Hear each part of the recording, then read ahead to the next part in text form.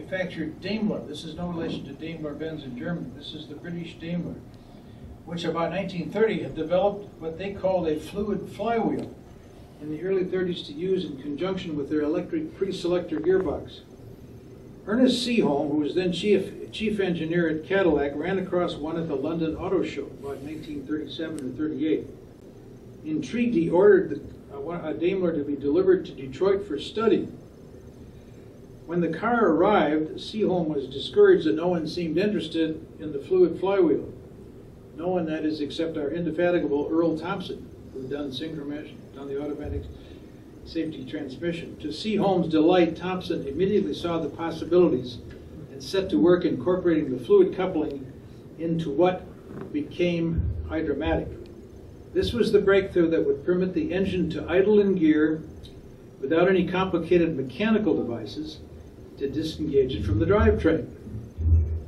Now I'm going to show you some pictures of what is a fluid coupling, you ask. Well, it's part of every automatic transmission in some form or other. I'm going to hold up these pictures, then I'll pass them around the room.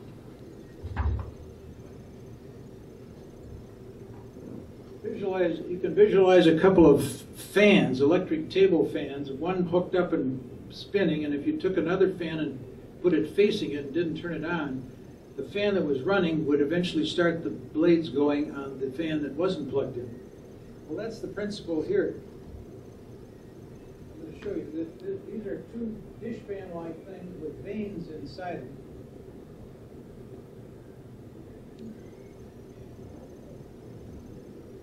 One is connected to the engine, this one, and this is connected to the transmission. Now these are actually, when this is closed and sealed in an enclosure which is filled with oil. Now there's no metal-to-metal connection. Let's pass this around. There's no metal-to-metal connection between those two sets of vanes, just oil. And when the car is, so when you start the car, the set of vanes connected to the engine rotates slowly, but it's not fast enough to turn the other vanes. As soon as you step on the gas and speed up the rotation of those vanes connected to the engine, then it starts moving the other one too. And that's the whole principle of, it's found in almost every automatic transmission even today, with some complicated variations, but that's the basic concept. Well, better get back to my script. It had the virtue of simplicity and was virtually trouble-free, and at the same time not losing very much energy in the process. Some drivers had a perception that there was slippage, which wasted power and fuel, but it was not excessive, really. Thompson and his crew, after 8 years of work, put all this together. The finished Hydramatic had a 4-speed gearbox consisting of 2 planetary gear sets shifted by hydraulic power and a centrifugal governor connected to this fluid coupling. The 2 gear sets working in various combinations gave 4 speeds forward. The component that made the transmission fully automatic was the governor. It told hydraulic servos when to shift gears, that is, when to squeeze the bands or release them, based upon engine and car speed. If the driver was accelerating vigorously, shifts would occur at higher speeds, and that's still the way they work. The shift into fourth could occur at any speed between 18 miles per hour and 68 miles per hour, depending on throttle setting. Downshifts into the next lower gear could be done by flooring the accelerator pedal at most speeds. In other words, it would kick down to the lower gear and you'd get a burst of acceleration. The name Hydramatic came from a contraction of hydraulic and automatic. Well, it was truly the dawn of a new age. Oldsmobile introduced Hydramatic as an option for all the 1940 models, and for the first time all of the goals for a fully automatic transmission had been met. When Hydramatic appeared on the scene and performed well, the world changed, certainly the automotive world. It was arguably the most significant advance in automotive design technology for the mid-20th century. For the first time, there was not even a clutch pedal in the car. It was gone completely. So was the gear shift, replaced by a lever that clicked between discrete switch points like an electric appliance. Just a single position to set, and then you could drive all day without touching a gear shift lever or a clutch pedal. Selector positions were in clockwise order: N for neutral, high, HI, renamed drive in later years, low, LO, and reverse. There was no park position, but the transmission would hold the car in place as if in gear if shifted into reverse after the engine was shut off. Many years later, a park position was added to Hydramatics. On early Hydramatics, reverse was sometimes difficult to engage. Bob, you may experience that in your Oldsmobile, but it's just the way it was built. And the shift lever could not be moved rapidly between reverse and low range to rock the car in snow or mud. This was remedied in 1951 by the addition of clutches to permit easier engagement of reverse. Well, the new transmission sold well right from the start. I'm going to pass this around too. This is an Oldsmobile ad from 1940, and you'll note pictures of the floorboards with no clutch, and a picture of the transmission selector lever, and it gives you an idea of the promotion they used. Demand outstripped production the first year. More importantly, Hydramatic also performed well with no serious service or reliability problems. Now the most inept driver could motor off like a pro. Just set the selector lever and step on the gas. Free of the clutch at last. What year was that again? 1940. And it cost only $57 extra, less than its semi-automatic predecessor. Not surprisingly, the successful debut of Hydramatic sent the competition scurrying to their respective drawing boards. Now every car builder was going to need something that could be called an automatic transmission, and they needed it right now. Cadillac began offering Hydramatic the next year, 1941, because they were part of the GM family, of course, and they had also participated in the development of Hydramatic. It was an immediate success there as well.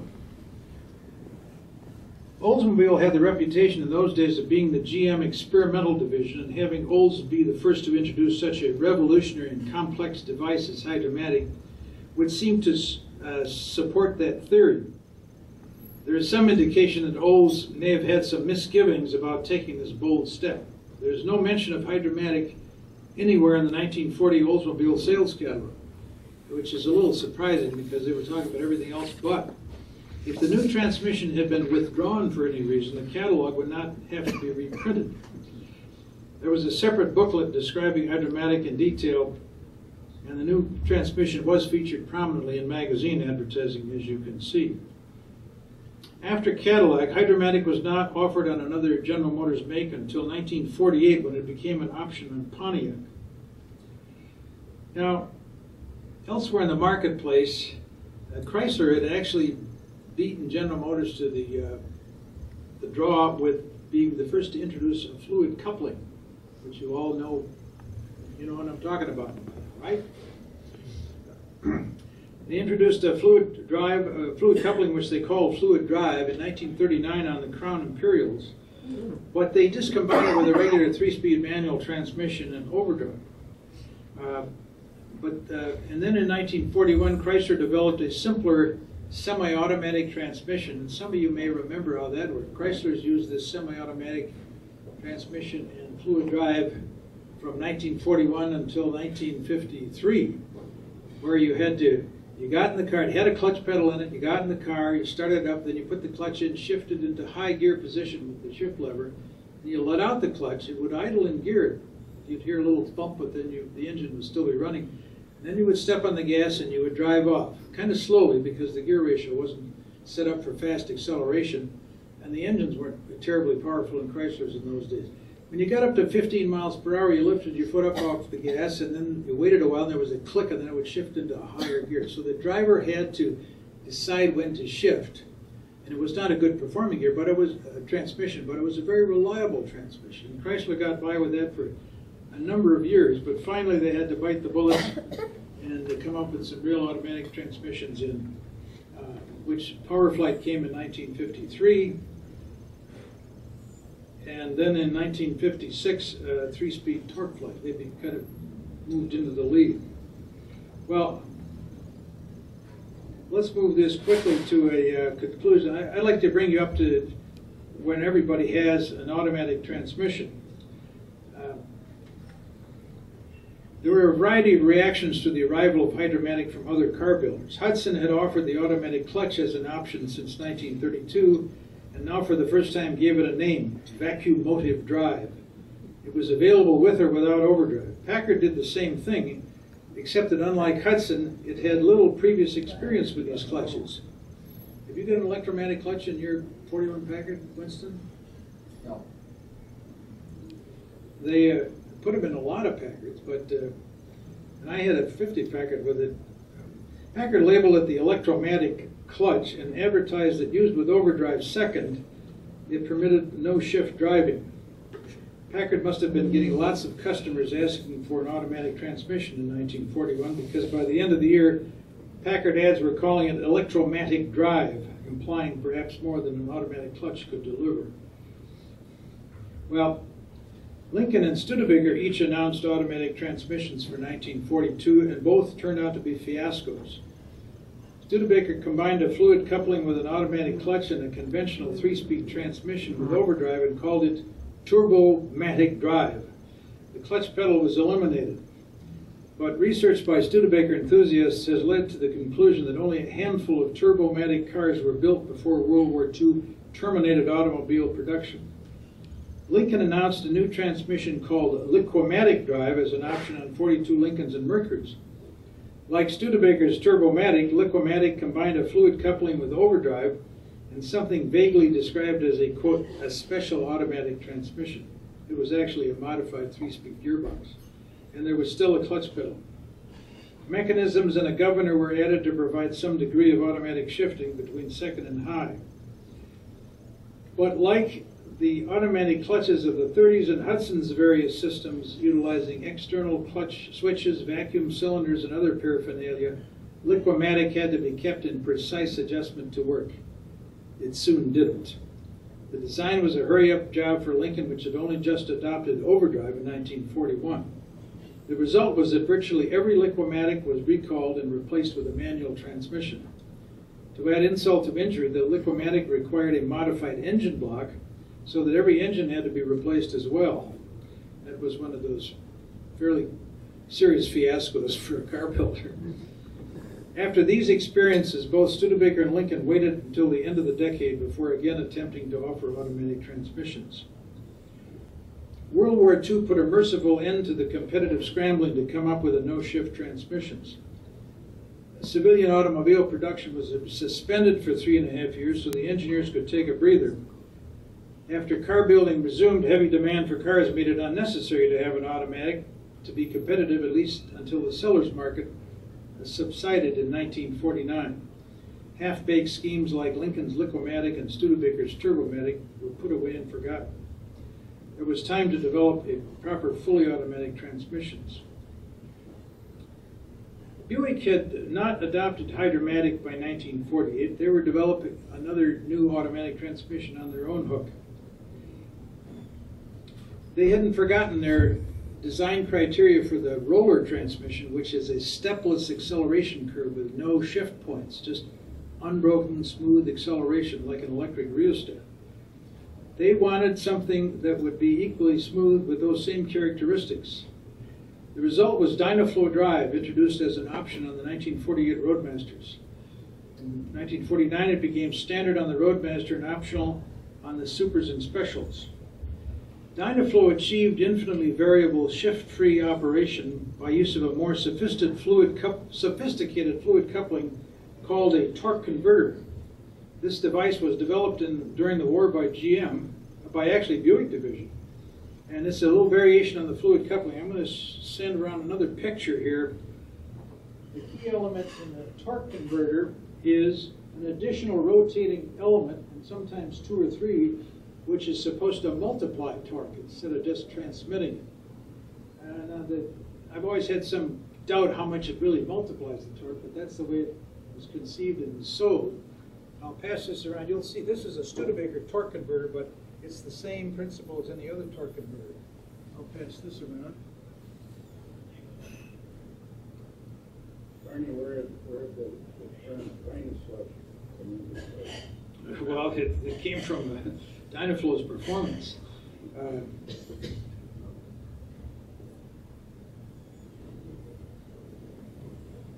Lost my place. Well, Dynaflow did have some planetary gear sets. They were used only for reverse and an emergency low. All normal driving used no gear assistance, just the torque converter.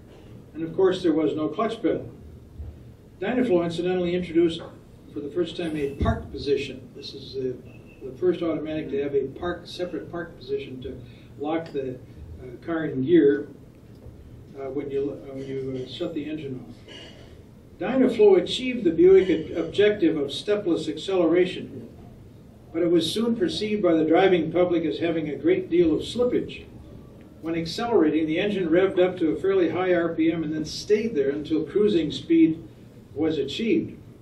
People were used to hearing RPM rise and fall as transmissions, manual or automatic, went through the gears. Dynaflow Buicks also seemed slower because there was no periodic thrust forward as each gear shift took hold. Many drivers took to manually shifting to low range to get started, thus partially defeating the purpose of a no-shift transmission. So Buick had some marketing negatives to overcome, but nevertheless, they improved it over the years. They had introduced good performing V8 engines in 1953. They introduced additional turbines in the Dynaflow torque converter in 1955. And in spite of its reputation for slippage, Dynaflow sold well and within 6 years was being installed in 85% of Buick production. In 1948, Pontiac began using Hydramatic. Thus, 4 out of 5 General Motors U.S. car divisions were now offering a fully automatic transmission, while no other make of car yet had one. And by 1949, the automotive sellers market was beginning to taper off and competitive pressures were returning. Well, I'm going to kind of shortcut the rest of the story here. One alternative would be to buy Hydramatics from General Motors. And Ford was the first company to bite the bullet and began buying Hydramatics for Lincolns from arch rival General Motors during the 1949 model run. Nash began offering Hydramatic on Ambassadors in 1950 and extended availability to the Statesman in 1951 and Rambler in 1953, adding a few twists of its own. It put the starter under the transmission lever, so you started the car by shifting it to neutral and then lifting the lever toward you, and that activated the starter. Hudson began offering Hydramatic on Commodores and the hot new Hornet in 1951. Kaiser and Fraser adopted Hydramatic in 1951, and with the acquisition of Willys Motors in 1953, there were 8 cars using Hydramatic, 8 different makes of cars using Hydramatic, which was an all-time high, I guess you'd say. But some other new transmissions designs came to market. Independent manufacturers Studebaker and Packard each developed their own, which were very ambitious efforts for 2 small companies. Studebaker worked with Borg Warner. They both used torque converters and both introduced an automatic gear assist to the takeoff. In other words, it started in low range and then automatically shifted to high range. It didn't just rely on the torque converter to provide acceleration urge. They also had direct drive automatic lock-up clutches when you got to cruising speed, which was something that seemed desirable to overcome the Dynaflow slippage that was perceived as Dynaslush or Dynaslip. There were a lot of nicknames for Dynaflow. But that didn't take hold right then, but many years later, direct drive clutches have now become very common.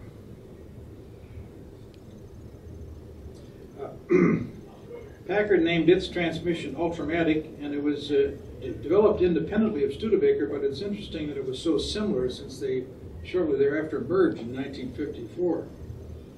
The biggest transmission news for 1950 came from Chevrolet when they introduced Powerglide, which was a clone of Dynaflow and had the same liabilities, and developed its own set of nicknames.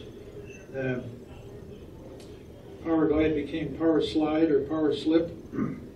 And owners took to starting a low range routinely to give some extra boost to acceleration. And finally, in 1953, Chevrolet changed the Power Glide transmission so that you started in low range and it automatically shifted to high range. You didn't have to do it manually. But Ford in 1951 introduced Ford-O-Matic and Merc-O-Matic on Mercury. This was also developed in conjunction with Borg-Warner. This was a new torque converter transmission with gear-assisted start also. And it worked pretty good right from the start, and they didn't have a direct drive lockup. And so then, by this time, everybody is in the automatic transmission camp. In 1955, the use of the Ford-O-Matic or Borg-Warner transmission was extended to Lincoln, and they no longer used Hydramatic. Finally, in 1953, Chrysler developed a fully automatic transmission called Power Flight, which was a torque converter transmission. It was very nice. I had a couple of Imperials with that transmission. It was a very good operating transmission, so they kind of made up for lost time by getting a good modern automatic transmission finally. So thus, by 1955, 15 years after Oldsmobile changed the automotive world with the first Hydramatic, every U.S. car builder offered a fully automatic transmission with no clutch pedal. Already the majority of new car buyers were demanding automatic transmissions in their next cars. It had years of product refinement and evolution, but the principal components we take for granted today were already well established. Multi-speed automatic gearboxes, torque converters, and direct drive lockup. And the rest, as they say, is history. It's interesting, you know, at the time, Detroit expected the automatic transmission to go away within 5 years. But the manual transmission, sorry, but it didn't. We're still playing with manual gearboxes a half a century later. But now I think it's going to happen because we have a whole new generation of drivers who just can't drive something with a clutch. They've never tried it, and they don't want to try it. Exactly. Well, I've talked way too long, but I'd be glad to answer some questions here. Ray? Perhaps you could comment on some of the unusual variations that we experienced in the 50s with placement of the transmission selector buttons, the pods on the left side, certainly the Edsel, well, sure, yeah. The shift lever on the dash that Chrysler used. Well, first, you know, the first change in the quadrant, Buick introduced the park position in 1948, and then in 1951, when Ford and Mercury came out with their automatics, they changed the quadrant. Up to this point, you had to go through you started in neutral or park, if it had a park position, pull the lever down through drive, low, and reverse was at the bottom of the quadrant. So you had to go through forward positions to get to reverse. In 51, Ford changed that, so you went from park to reverse to neutral and then to the forward positions. And that's where we are today, basically. But now, in 1955, Chrysler came out with a lever-controlled transmission selector on the dashboard. But that only lasted 1 year because then they developed push buttons, which I thought was a bad idea at the time, and they used them for several years, but you had to take your eyes off the road and look at the button to shift. And you realize you could do a lot of shifting of the transmission selector lever by feel when you get familiar with the car. So that was kind of a bad idea. Rambler American Motors cars adopted push-button transmissions during that same period, following Chrysler. There was I don't know if I covered all the bases here. There was one thing I think it was. Edsel had it in the center. Edsel had it in the center of the steering wheel in 1958, but that was a complicated device. It had to have an electric drive to actually, a little motor had to shift the transmission in response to those push buttons. Packard had a push-button selector in 1956, same problem. It was an option on Packard, and a little motor had to do the actual shifting, and so you can imagine that's an additional complication you don't want on a cold winter morning. In your study of transmissions, do you come across any reference to the square cut gears as opposed to gears that are less apt to grind when shifting. Yeah, I cut that out of my talk to shorten it. That's heliacal gears, which came along about the time of synchromesh. That simply means they cut the teeth at an angle. If you can imagine a round gear with the teeth going across, a simple way, those kind of gears made a lot of noise in addition to being hard to mesh. Heliacal gears, so called because the gears were cut actually on an arc. This was just a small piece of the arc, and they were meshed, of course, with their other gears the same way. They were quieter running, and that's the main reason they were introduced. Some manufacturers would have you tried to make you believe that would make them easier to shift, but that wasn't the main reason for heliacal. Basically, all running gears today are cut in a heliacal fashion. Any other questions? Winston? Something I've always wondered, under the GM name, you know, they have the Cadillac and the Oldsmobile and the Pontiac and the Buick and all of those GM didn't, I mean, it's like we were talking,